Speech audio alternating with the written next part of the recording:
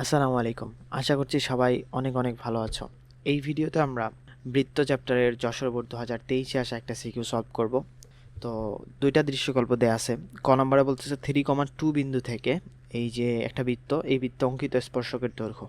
তো এটা তো আমাদের সূত্র, কোনো একটা বিন্দু থেকে কোনো একটা বৃত্তে স্পর্শকের দৈর্ঘ্য, অঙ্কিত স্পর্শকের দৈর্ঘ্য এটা জানি। আমাদের এই বিন্দুটা দিয়ে রুট ওভার এই বিন্দুটা দিয়ে সিদ্ধ করে দিতে হয়। তো তার আগে এটাকে আমাদের আদর্শ ফরম্যাটে নিয়ে যাইতে হয়। তো এখন ক নম্বর কোয়েশ্চেনটাতে দেখো বলতেছে এইটা, এই যে এইটা না, আমরা আগে আদর্শ ফরম্যাটে নিয়ে যাব। 2x² মাইনাস 6x মাইনাস হচ্ছে আমাদের 7 ইকুয়াল টু 0।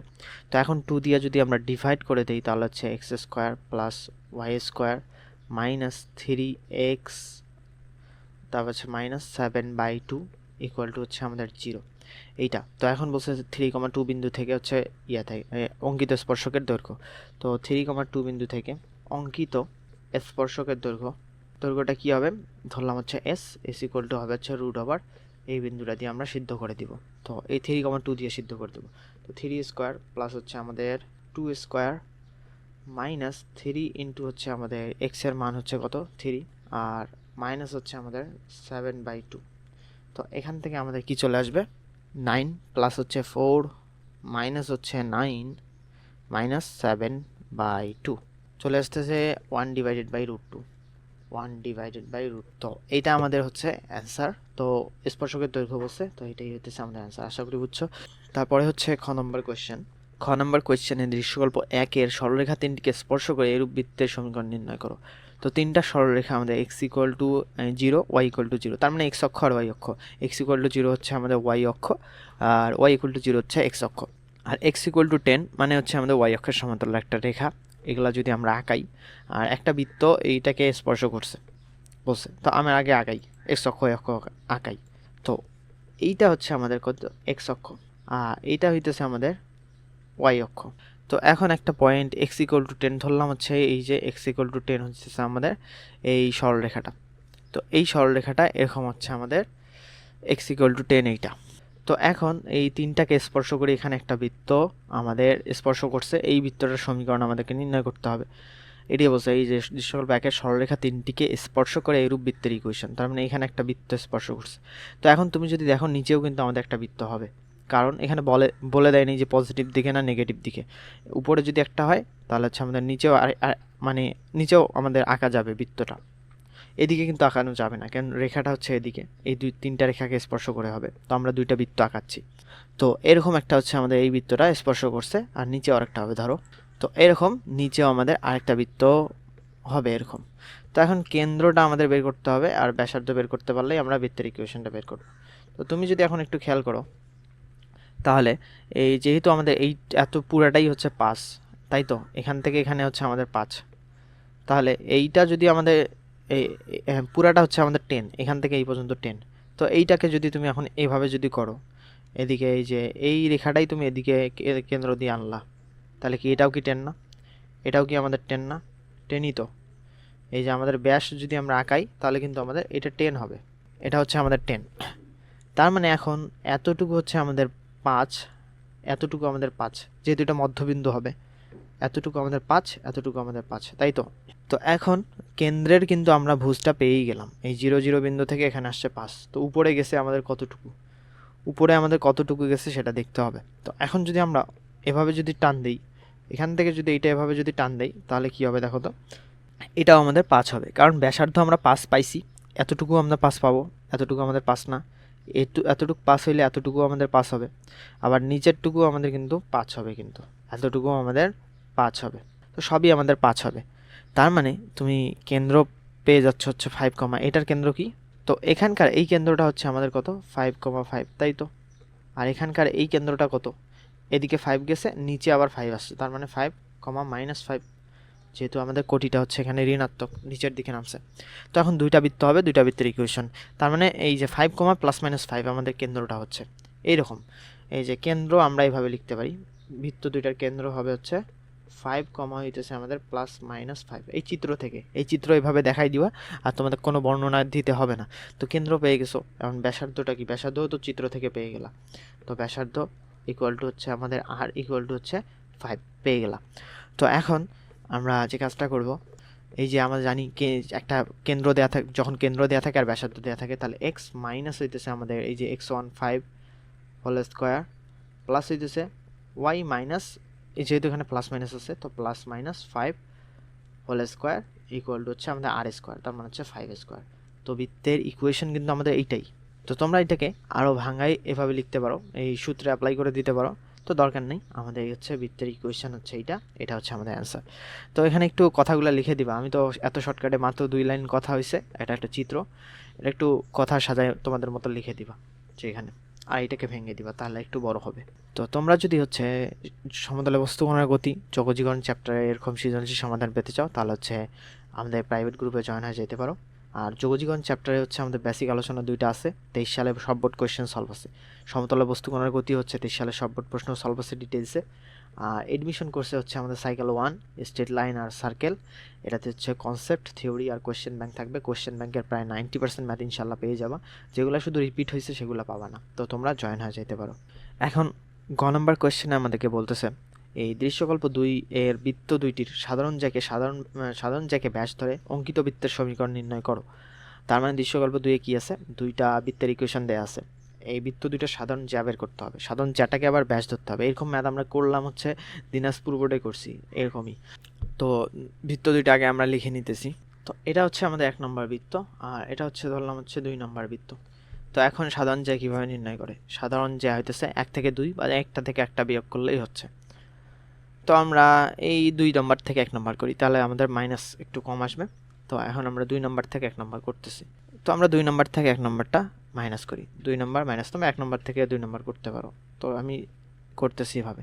তো এই এক্স স্কোয়ার ওয়াই স্কোয়ার তো চলে যাবে, মাইনাস 9x আর মাইনাস মাইনাস 12x, তার মানে প্লাস 12x। তো 12x এর থেকে 9x গেলে কত হয়, আমাদের শুধু 3x হইতেছে, তো 3x হবে। তো 12y থেকে হচ্ছে 16y চলে গেলে হচ্ছে আমাদের মাইনাস 4y চলে আসতেছে। আর মাইনাস 59 থেকে মাইনাস 69, তার মানে প্লাস 69, তো প্লাস 69 তাহলে হচ্ছে আমাদের প্লাস 10 হয়ে যাবে, হচ্ছে প্লাস 10 হয়ে যাবে ইকুয়াল টু হচ্ছে 0। তো বৃত্তের সাধারণ জ্যা আমরা পেয়ে গেলাম। এখন সাধারণ জ্যাকে ব্যাস ধরতে হবে, এটাকে 3 নম্বর ইকুয়েশন দিলাম। তো এটাকে ব্যাস ধরতে হবে। তো এরকম যদি থাকে আমরা কি করি, এই যে কোনো একটা বৃত্তকে আমরা, আর এই যে এই সাধারণ জ্যাটাকে ছেদবিন্দু, মানে যে কোনো একটা বৃত্ত আর যে কোনো একটা এই রেখাটার ছেদবিন্দুগামী বৃত্তের ইকুয়েশনটা বের করি। বৃত্তের ইকুয়েশন বের করার পর যখন হচ্ছে আমাদের এই যে বলছে যে এইটাতে ব্যাস এটা না, তো আমাদের কেন্দ্রটা বের করবো ওই ইকুয়েশন থেকে, কেন্দ্রটা বের করে এইটা দিয়ে সিদ্ধ করে দেবো। তো আমরা করতেছি, দেখো এই যে এটা ধরলাম হইতেছে 1 নং বৃত্ত ও 3 নং রেখার ছেদবিন্দুগামী বৃত্তের ইকুয়েশন, ছেদবিন্দুগামী বৃত্তের ইকুয়েশন। তাহলে আমাদের কি হবে, ইকুয়েশনটা হবে হচ্ছে একটা বৃত্ত, ওই 1 নম্বর বৃত্তটা x square plus y square minus 12x plus 16y minus হইতেছে আমাদের 69 ইকুয়াল প্লাস কে ইন্টু হচ্ছে আমাদের এই যে এই বৃত্তটা 3x minus 4y plus 10 equal to হচ্ছে আমাদের 0। তো এরকম চলে আসবে। তো এখন এখান থেকে আমাদের কেন্দ্রটা বের করতে হবে, কেন্দ্রটা বের করে এই রেখার উপর রেখা দিয়ে সিদ্ধ করে দিতে হবে, কারণ কেন্দ্রটা হচ্ছে আমাদের এই সাধারণ যেটা ব্যাস না, কেন্দ্রটা হচ্ছে তাহলে ব্যাস দিয়ে যাবে। তো এইরকম এখন এখান থেকে আমরা পাবো হচ্ছে x square plus y square minus 12x plus 16y minus 69, এটা যদি গুণ করে দেই তাহলে হচ্ছে 3kx মাইনাস 4ky, আচ্ছা আমাদের প্লাস 10k ইকুয়াল টু 0। তো এখান থেকে কে এক্সগুলোকে আমরা আলাদা করব, এক্স কমন নিব আর ওয়াই কমন নিব। তো x square plus y square, তাহলে হচ্ছে এখানে দেখো এখানে এক্স আছে এখানে এক্স আছে, তো আমরা যদি কমন নেই মাইনাস এখানে এক্স যদি কমন নেই তাহলে হচ্ছে 12 মাইনাস হয়ে যাবে হচ্ছে 3k এরকম। তারপরে এখন এখান থেকে ওয়াইগুলোকে যদি কমন নেই তাহলে হচ্ছে মাইনাস ওয়াই যদি কমন নেই তাহলে হচ্ছে 4k মাইনাস আমাদের এখানে চলে আসবে হচ্ছে 16, এটা চলে আসলো, এটা আমাদের গেল। আর এখানে এইগুলোকে এখানে বসাই দাও 69 প্লাস 10k ইকুয়াল টু হচ্ছে আমাদের 0। তো এখন কেন্দ্রটা তাহলে আমাদের কত হবে, কেন্দ্রটা আমাদের হবে এই এক্স এর সহগকে -2 দ্বারা ডিভাইড, তার মানে হচ্ছে 12 মাইনাস 3k, এটাকে -2 দ্বারা ডিভাইড, আর ওয়াই এর সহগটাকে -2 দ্বারা ডিভাইড।